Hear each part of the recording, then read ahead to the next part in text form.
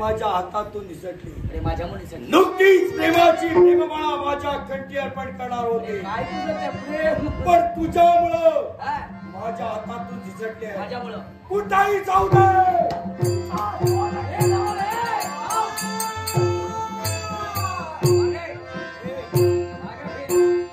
तुला कुणाचं चांगलं नकोय असं तुला वाटतंय? मग आता जात असताना मार्ग काढ विलास. याला सुद्धा कारण आहे.